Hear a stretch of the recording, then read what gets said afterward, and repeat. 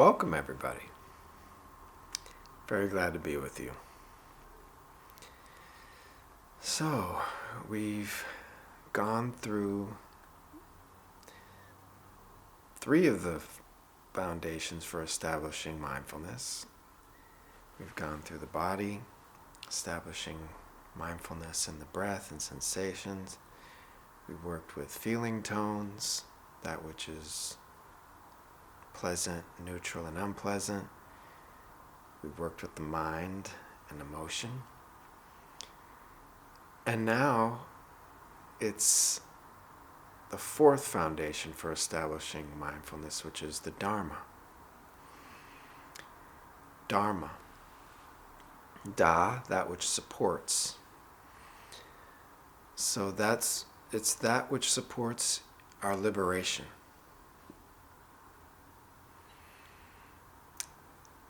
There's a host of Buddhist teachings that do that, as well as our other teachers. I'd like to just talk about a few of the teachings that have really landed with me and invite you to pursue those teachings that free you as well. I really like the teachings of the 3 characteristics of reality. Because I feel like they encapsulate so much. So the first characteristic is dukkha. There is dissatisfaction. There is stress. Things aren't how we want them. And if they are, that doesn't last. Dukkha. Dukkha is it's a really interesting word. It's taking it back to like the horse and buggy or the cart. Taking it back to the wheel, which is the first symbol of Buddhism. The wheel that is wobbling. The duk is the dirt that gets in between the axle and the wheel and makes it wobble. Sukha is smooth. It's the absence of stress, the absence of suffering. So, just knowing that there is dukkha. So, it doesn't mean that we lower our expectations so much that we just think that we're always going to be stressed out and unhappy or suffering. But it's embracing the wisdom that things are often falling short of this continuous bliss that doesn't stop. We love chocolate, we have some chocolate, and there comes a point where you've had enough chocolate. You're not going to sit there and eat a pound of chocolate, or if you are, bless you. But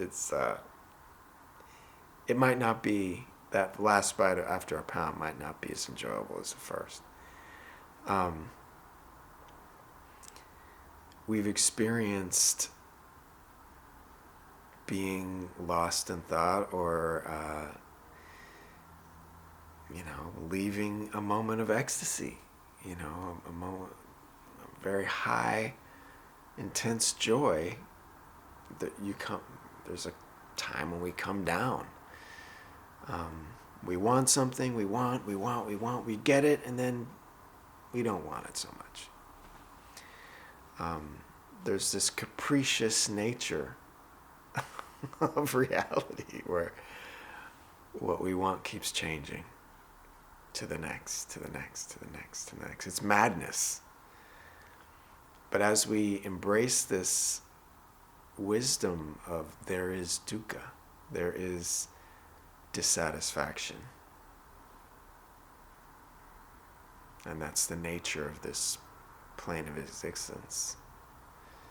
It doesn't, we're not a slave to it anymore, to the next, to the next, to the next. And this naturally opens into anicca, impermanence. Anicca, anicca, anicca, changing, changing, changing. Everything is in flux. Everything is changing. Everything is changing. Everything, everything, everything, everything, everything, everything. But our perception doesn't always see it that way. We see things, we have a tendency to see things in a very fixed way. This is how we can watch a movie and put 24 frames into a second and see that as a continuum.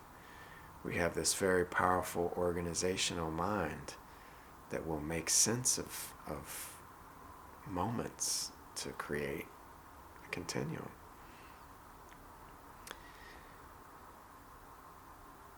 And it's very deceptive because we think that we are one way or something is one way, and we just have a hard time seeing it as a river. Relationships, perfect example. Your friends from fourth grade or fifth grade that were so tight, you were so strong, you're just like hung out every day after school, just always wanted to be in each other's presence. Just it was like it was a love. It's like a real strong love of camaraderie. How many of them are you still in touch with? Sadly. Things change. We move away. Different people come for a season or a reason. In and out.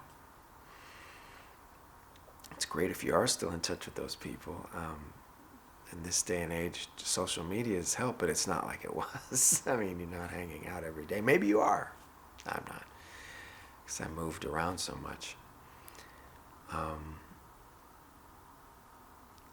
Everything is in flux.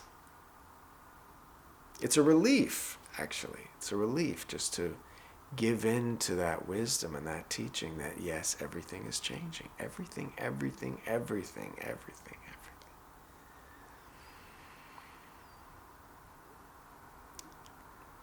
Which naturally blossoms into anatta. There is no fixed self.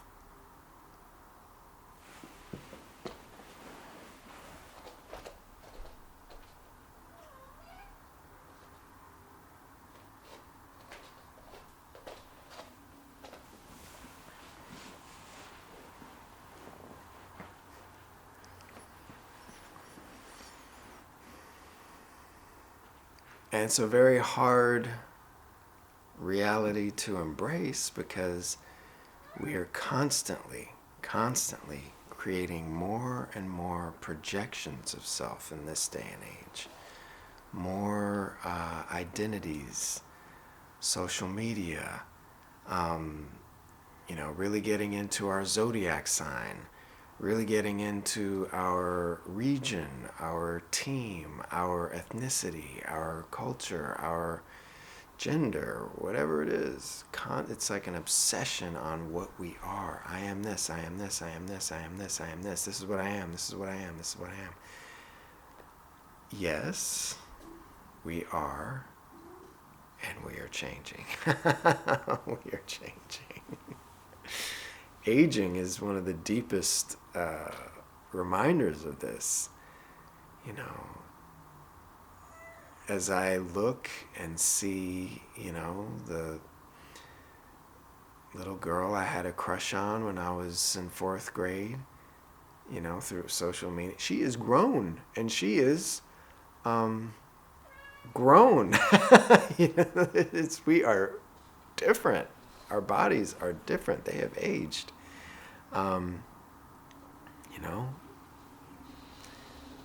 my friends from high school, or junior high, wow, it's like looking at a different person, right?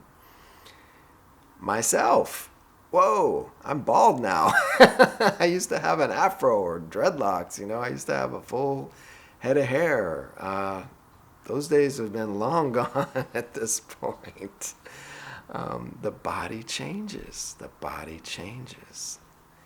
The ideas that I held on to with such a tight grip have changed. There was a time where I was so rejecting of, mainstream culture that I didn't want to wear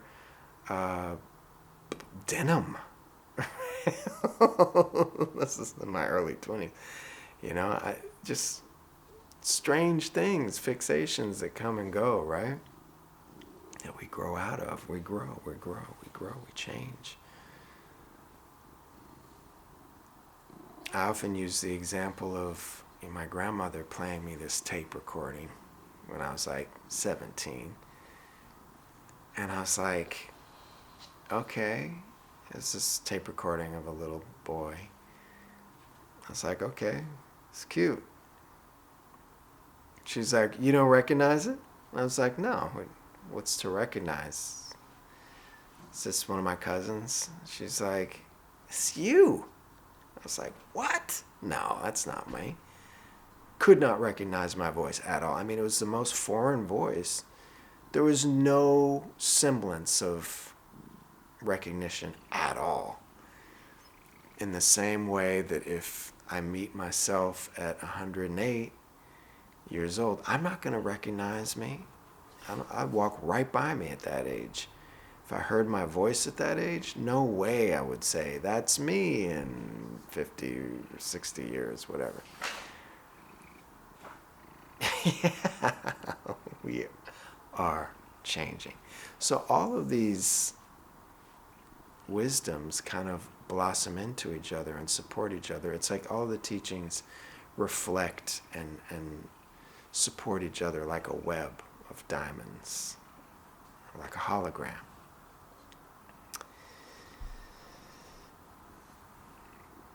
I also like to talk about metta, the loving kindness, unconditional love meditation, how I really resisted it at first. I was tired of doing a lot of imagining in meditation. I was really into, as I came into Theravada style Buddhist meditation, this being with the moment. It's very freeing. I just felt really, I always use the word elegant, just spacious, just the moment. So then being asked to imagine myself and place that image in the heart and say these phrases that are all beautiful phrases, and then work with a benefactor, and then a neutral person, and then a person of conflict. It was just too much. It was too active, too busy or something. Well, after practicing it for a while, it brought me to a place of insight into my behavior in relationships. And this wasn't a narrative thing of, me playing back relationships and having a voice speaking. It was just very much the truth of the nature of my actions was I was choosing emotionally aloof women that triggered this feeling of abandonment that came from my father's alcoholism when I was little, feeling abandoned by it, like he chose that instead of fatherhood. Boom, it's just like bang. And I just came to this inner standing. And it informed my choices. So that which supports our liberation, we're coming into these teachings that we can act upon.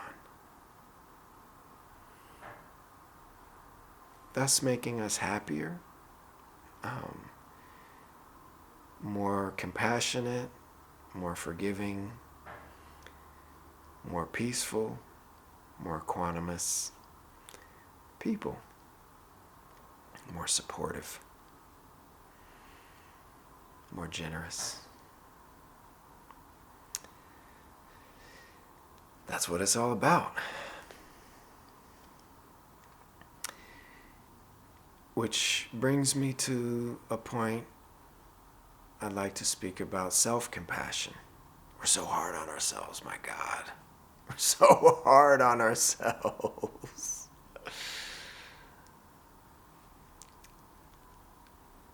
Can we give ourselves a break?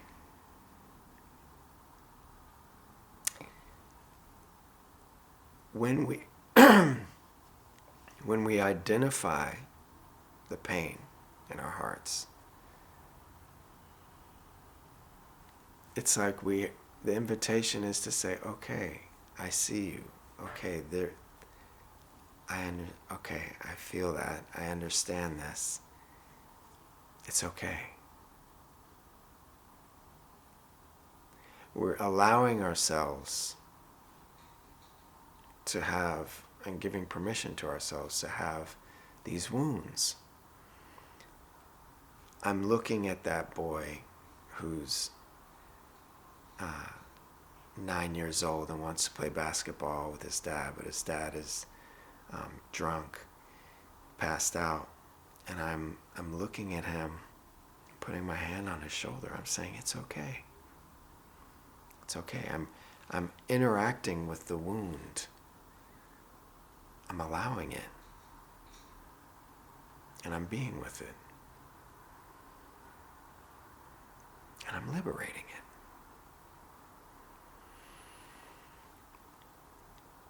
So this self-compassion that we have, as we notice ourselves being hard on ourselves, interrupting that process and saying it's okay. Easing up on the self-judgment. I really love Joseph Goldstein's teaching around judgment. Whenever we have a judgmental thought while we're meditating, attaching a neutral phrase to it, like, God, my mind is so busy, I'm a terrible meditator, and the sky is blue. That's the neutral phrase Joseph uses. I really like, and the cement is gray, because a blue sky is not neutral to me. I love blue skies. Very powerful. We can actually exhaust the judgmental mind by using these phrases over and over again. And, the judgmental mind, after a while, is like, all right. It really fades back. It takes a seat.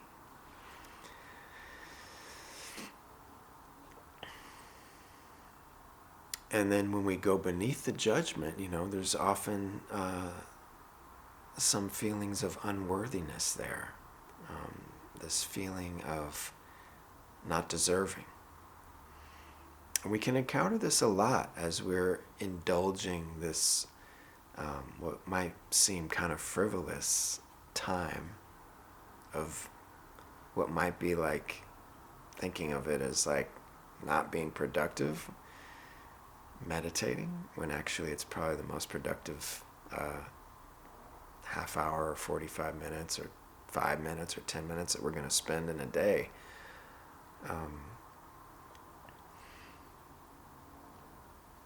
So really empowering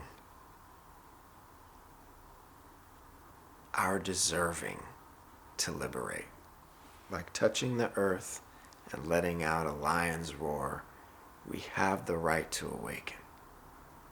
We have the right to be free from reactivity as best we can. We have the right to disrupt conditioning that keeps us in patterns of self-destruction or destruction of relationships, harming other people.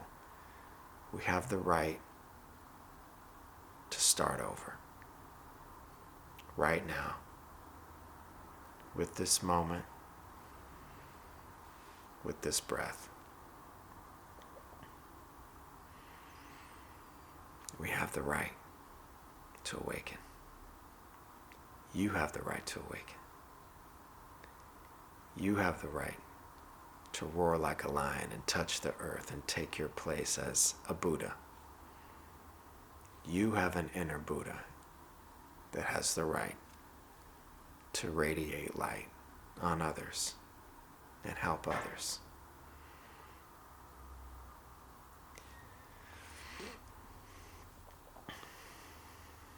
Thank you. Thank you for your practice.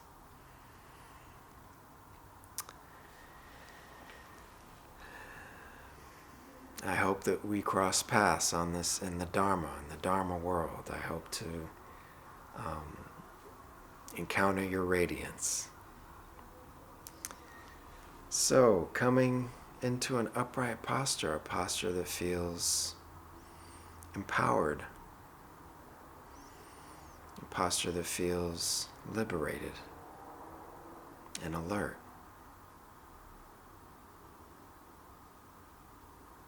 And feeling our connection with the earth, feeling supported by the earth and supported by our seat.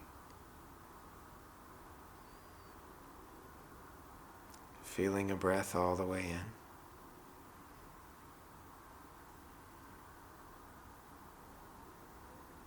And feeling it all the way out.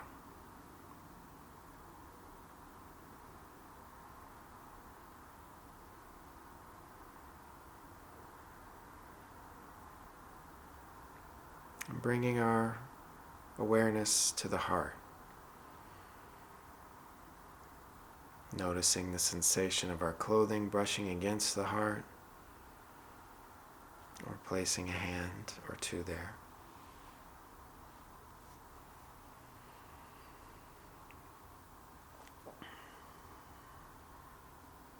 And feeling our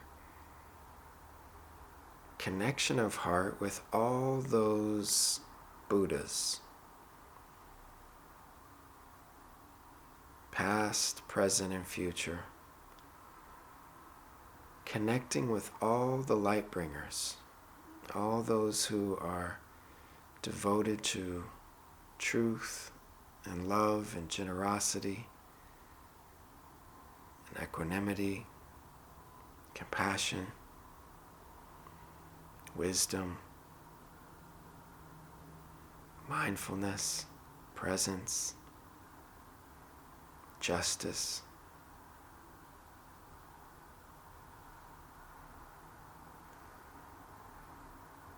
Aligning our energy and our inner Buddha with all the Buddhas.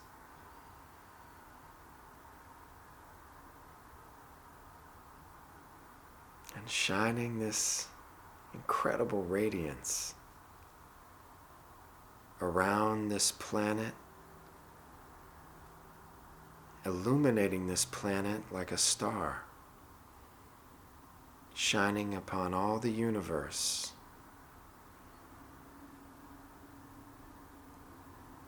May all of us be happy and peaceful. May we all be safe and protected from inner and outer dangers, free from harm.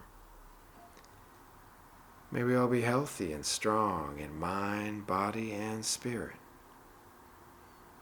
May we all live our lives with ease, free from suffering, fully awakened. May we all be free.